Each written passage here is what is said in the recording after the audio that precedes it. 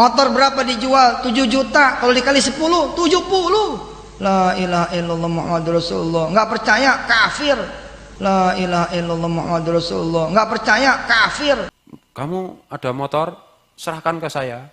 Tunggu 70 hari, motormu berapa? 7 juta. Besok kamu punya motor seharga 70 juta atau mobil 70 juta. Lah itu jelas penipu itu.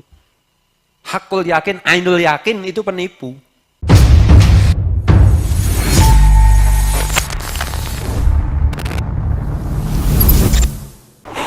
Bismillahirrahmanirrahim. Assalamualaikum warahmatullahi wabarakatuh. Kembali lagi bersama Khalid Al-Walid. Beredar sebuah video menarik dari channel YouTube Arah Kebenaran. Seorang ustadz atau Gus Fuad namanya. Beliau juga memiliki pesantren.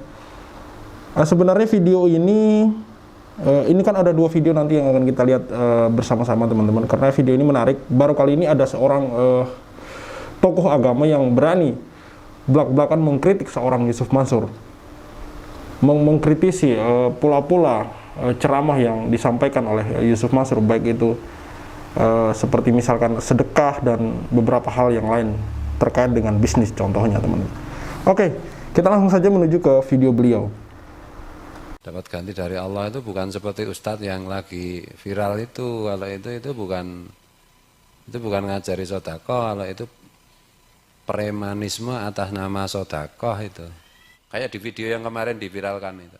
Ini Bu Bupati, gelangnya lepas. Loh, di depan publik ya jelas melepas toh ya.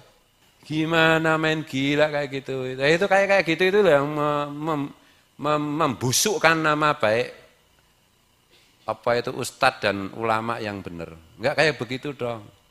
Kok terus kamu ada motor, serahkan ke saya. Tunggu 70 hari. Motormu berapa? 7 juta. Besok kamu punya motor seharga 70 juta atau mobil 70 juta. Lah itu jelas penipu itu. Hakul yakin, ainul yakin itu penipu. Itu loh. Tapi hafal Quran nih.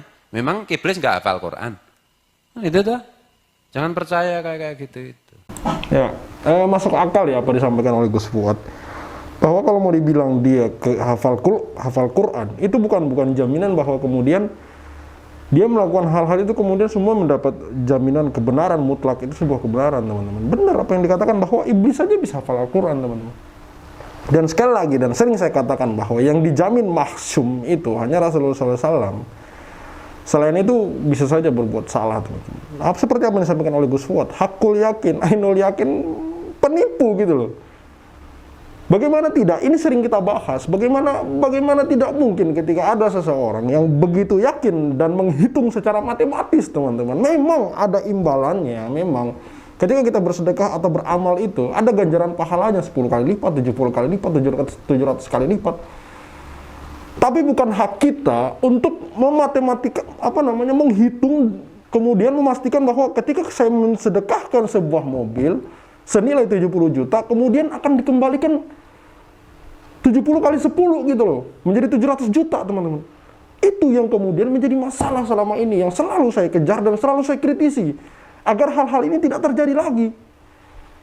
Banyak penyakit di masyarakat yang ditimbulkan dengan bahasa-bahasa seperti ini teman-teman. Hanya karena kita memahami bahwa dia hafal Quran kok dia, apakah kemudian itu menjamin bahwa dia seperti malaikat sudah tidak bisa berbuat salah lagi teman-teman? Apakah karena dia hafal Quran itu kemudian kita berpikir bahwa dia ini tidak bisa dikritik?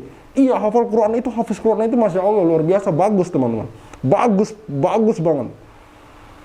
Tapi bukan berarti kemudian karena dia hafal Al-Quran apapun yang dia lakukan kita benarkan teman-teman. Tidak juga seperti itu teman-teman. Benar apa yang dikatakan oleh Gus Fuad ini tadi, sangat logis banget, sangat logis sekali, selogis. Maksudnya kalau mau dibilang dia hafal Quran, ya iblis ya hafal Quran gitu.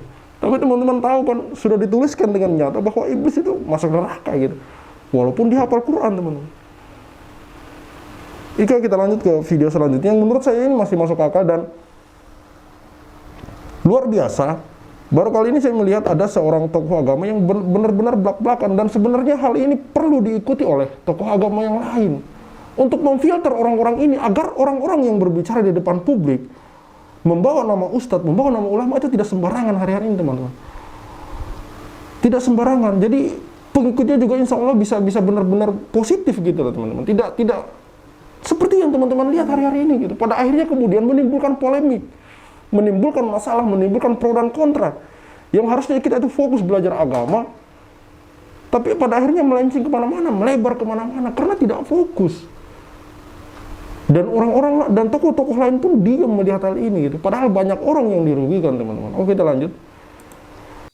Saya mau tanya aja itu, Ustadz Yusuf Mansur itu Ustadz apa bisnis gitu loh. Karena dua hal itu kalau dicampur itu ya menurut saya sih potensi untuk bikin fitnah dan kerusakan itu sangat besar gitu.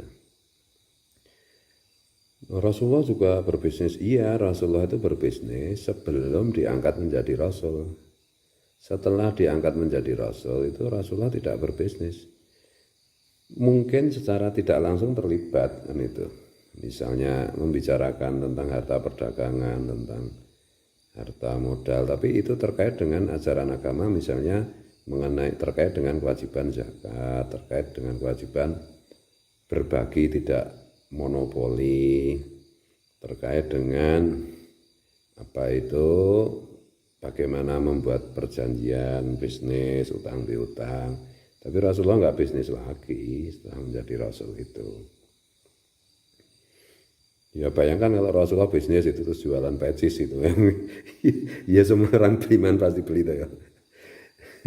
Ya itu makanya saya itu nggak, setelah saya punya pesantren, orang manggil saya kiai atau gus, saya tidak melakukan bisnis apapun. Istri juga saya kasih tahu gitu, kalau bisa jangan bisnis lah.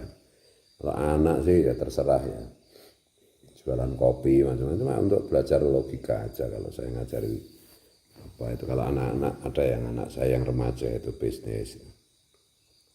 Dan itu pun nggak bawa nama-nama, nggak bawa agama kan gitu. Kadang-kadang kan itu apa? Kalau bisnis dicampur agama itu kan orang itu terlibat karena bukan persoalan bisnisnya, tapi persoalan fanatisme agamanya itu. Nah, ini yang saya garis bawahi, mencampur adukan bisnis dengan agama. Maksudnya dalam hal ini bukan yang kita itu berbisnis berdasarkan syariat agama ya, enggak, bukan. Saya pikir yang dimaksud dengan Gus Fuad atau Ustadz Fuad ini adalah seperti apa yang di beberapa contoh yang dibawakan oleh Yusuf Mansur gitu. Kalau Anda ikut ini Anda akan sekaligus kayak seolah-olah kunci surga itu dipegang gitu loh, teman-teman. Jadi makanya kenapa kemudian ada beberapa komentar netizen bahkan banyak mengatakan bahwa kalau nggak bisa investasi, kenapa Anda berinvestasi? Kan di situ rata-rata investor Yusuf Mansur, baik itu tambang batubara, Hotel City, Paitren, terus tabung tanah, Umroh Merdeka, itu kan kebanyakan orang-orang yang sudah berumur ya. Dan banyak juga dari mereka tidak saja berumur tapi tidak paham masalah dunia investasi gitu. Di situ kemudian banyak yang mengatakan kalau Anda tidak paham dunia atau cara-cara berinvestasi, kenapa di situ kemudian berinvestasi? Karena Yusuf Mansur, teman-teman. Karena Yusuf Mansur selalu membawa embel-embel gitu loh, teman-teman. Jadi di sini saya garis bawah apa yang dikatakan oleh Ustadz Fuad ini, bahwa mencampur adukan antara bisnis dan agama jadinya ya rancu, teman-teman. Pengikutnya kemudian ikut di situ bukan karena bisnisnya, bukan karena paham dengan bisnisnya, tapi karena ustadznya. Karena dia mencampur adukan itu tadi. Sekali lagi saya tegaskan ya, bukan kemudian di sini kita bahas bahwa berbisnis tidak boleh berdasarkan syariat. Berbisnis itu ya kita sebagai umat Islam ya harus berdasarkan syariat agama Islam gitu. Tata cara Islam tata cara berbisnis ala Islam yang baik dan benar, teman-teman. Tapi bukan mencampur adukan gitu. Bukan karena ini si A dia mengatasnamakan seolah-olah ketika mengikuti bisnisnya itu seolah-olah bisa membeli kunci surga, teman-teman. Itu yang menjadi masalah di sini. Makanya tidak heran kenapa kemudian banyak orang yang ikut di sana gitu. Dan kebanyakan dari mereka tidak paham masalah investasi. Yang akhirnya sekarang kemudian dari kuasa hukum pun agak sulit mengumpulkan bukti-bukti, teman-teman. Karena itu tadi mereka tidak begitu paham masalah dunia investasi, tapi mereka ikut ke dalam. Karena siapa? Karena nama Yusuf Mansur, teman-teman. Oke, kita lanjut sedikit lagi. Dan ya dalam kasus Yusuf Mansur itu kan ya menurut saya lebih banyak fitnah itu. Jadi apa ya, entah siapa yang benar entah siapa yang salah, tapi faktanya di YouTube ini kan rame terus orang mempersoalkan apa itu Yusuf Mansur gitu, mengaku merasa tertipu, merasa begini dan begitu. Dan karena pendekatan yang seperti ini itu kan ya ada juga toh itu banyak itu video-video Yusuf Mansur itu misalnya ngajari sedekah dengan janji apa itu diganti Allah 10% dengan apa itu penjelasan yang menurut saya itu sembrono kalau tidak bisa dibilang ngawur dan salah ya. Ya, orang merasa tertipu, bahkan ada itu yang siapa itu istri bupati atau siapa itu diminta apa gelangnya atau apa di depan publik. Itu kan ya naudzubillah min dzalik, menurut saya tidak pada tempatnya gitulah. Dan ya saya itu kan dulu dikasih nasihat sama salah satu guru saya, Kiai Haji Muhammad Khatib Wonokromo, Pondok Pesantren Fadlun Minallah. Kalau jadi guru ngaji dari ustadz, jadi kiai, jadi ulama itu ya harus kaya dulu. Kaya itu kan tidak harus memiliki harta benda toh. Kaya itu bisa sugih tanpa bondo, itu kata Kanjeng Sunan Kalijaga. Kaya tanpa memegang harta benda bisa. Kaya di sini itu maksudnya tidak tomak, tidak mengharap pemberian orang gitu. Dan apa? Ya dalam soal bisnis itu ya membatasi diri kan itu. Dan ada beberapa, saya itu juga sering kan diminta konsultasi teman-teman santri yang bisnis. Saya sekedar memberi konsultasi semacam penasehat, tapi tidak terlibat secara langsung kan itu. Ya semacam komisaris dalam tanda petik gitu, semacam penasehat. Jadi ya ya karena saya itu kiai itu ya doanya kan Allahumma kfini bihalalika an harami kan wa aghnini bifadlika amman siwak, dan kayakanlah diriku dengan anugerahmu ya Allah sehingga aku tidak membutuhkan, tidak tergantung secara ekonomi selain kepada engkau kan itu. Ya, saya paham apa yang dimaksud oleh Gus Fuad ini.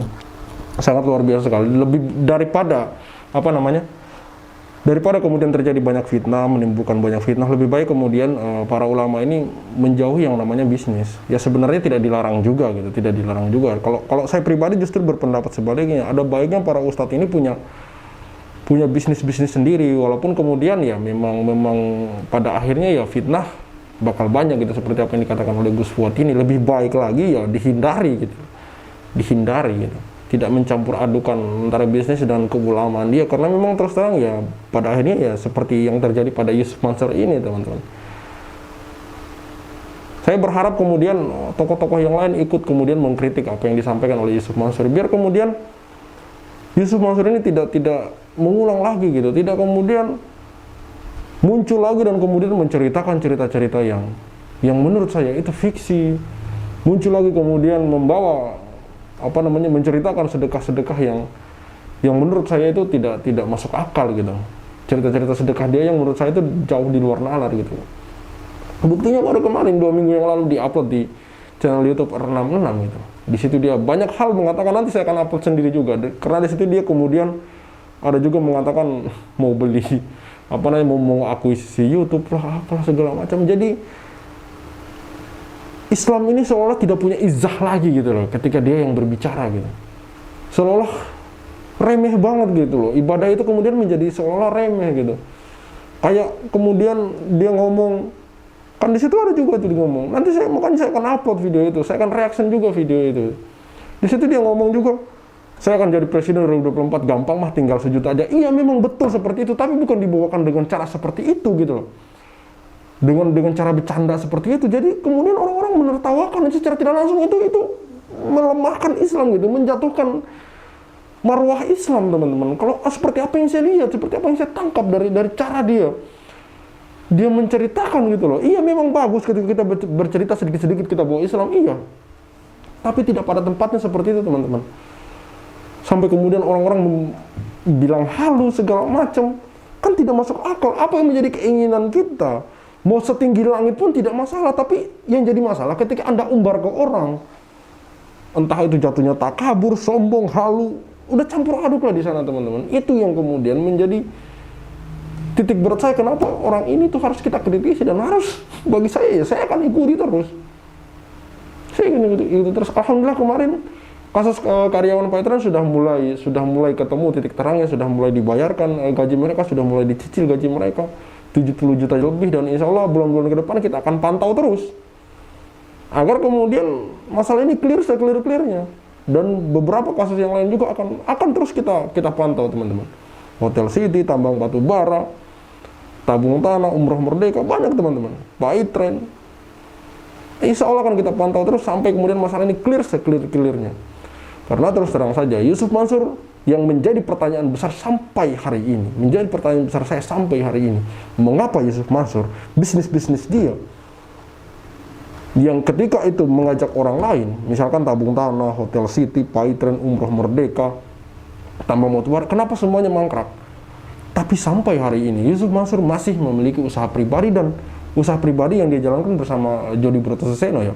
Dia berinvestasi di sana dan alhamdulillah lancar-lancar saja. Sampai hari ini warung stick and stick. Itu yang menjadi tanda tanya besar saya selama ini. Mengapa ketika Yusuf Mansur membuka peluang bisnis bersama para umat, kebanyakan mangkrak, hampir semuanya mangkrak, teman-teman. Dan bisnis Yusuf Mansur yang dia jalankan sendiri bersama Jody Brotoseno, yaitu warung stick and stick, aman, lancar, dan jaya sampai hari ini, teman-teman. Wallahu a'lam bishawab, hanya Allah yang tahu. Saya Khalid Al-Walid, see you on the next videos.